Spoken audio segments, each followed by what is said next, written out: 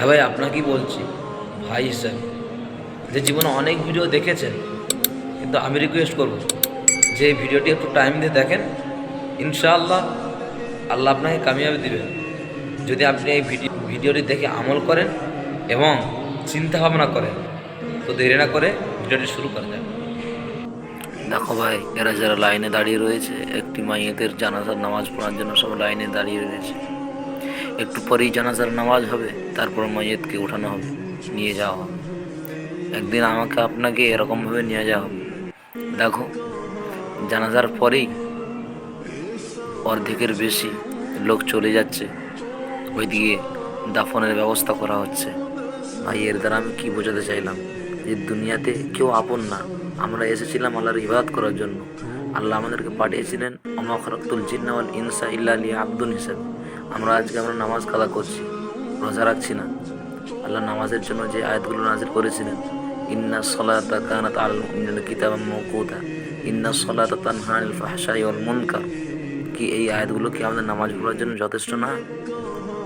আমরা আজকে গাফলাতের মধ্যে আমরা টাইমগুলো নষ্ট করছি। এটি রমজান মাস চলছে। হাদিসে জিবরিলের মধ্যে রয়েছে, যে ব্যক্তি রমজান মাস পেল এবং নিজের গুনাহকে ক্ষমা করাতে পারলো না, সেই ব্যক্তি ধ্বংস। আল্লাহ নবী বলেছিলেন আমিন। আমরা রমজান মাস পেয়েছি, আমাদের গুনাহগুলোকে আমরা ক্ষমা করিয়ে নিই। হতাশ হবেন না। কত গুনাহ করেছেন? পাহাড় সমতুল্য পরিমাণ গুনাহ করেছেন।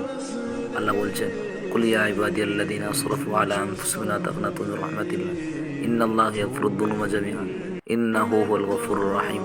পাহাড় সমতুল্য পরিমাণ গুনাহ করলেও আল্লাহর রহমত থেকে নয়রার সাথে আল্লাহ পালন করেছেন।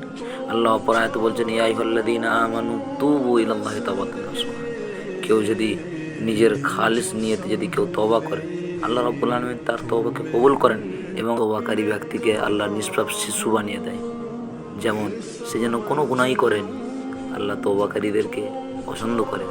ভাই, আর দেরি করো না, রমজান মাস চলছে, আল্লাহর রাস্তায় চলে আসি ভাই। কতদিন আর গাফলাতের মধ্যে টাইম কাটাবে?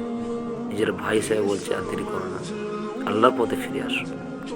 রাতের বেলায় যখন বিছানায় শুবে, তখন বুকে হাতটা রেখে একবার ভাববে, সত্যি তো আমাকে তো একদিন মরতে হবে, আমাকে তো একদিন ওই খাটিয়ায় চড়তে হবে। দেখবেন, এরকম চিন্তা ভাবনা যদি আপনার মাথায় আসে, তো আল্লাহ আপনাকে কামিয়াবি দান করবেন ইনশাআল্লাহ। তো আমি চাইবো যে এই ভিডিওটি ওই সব ভাই বন্ধুদের কাছে পৌঁছে দেন যারা নিজেদের টাইমকে নষ্ট করছে, গাফলাতের মধ্যে রয়েছে, আখরাতের চিন্তা ফিকির ভুলে গিয়েছে, তাদের কাছে একটু শেয়ার করে দেন।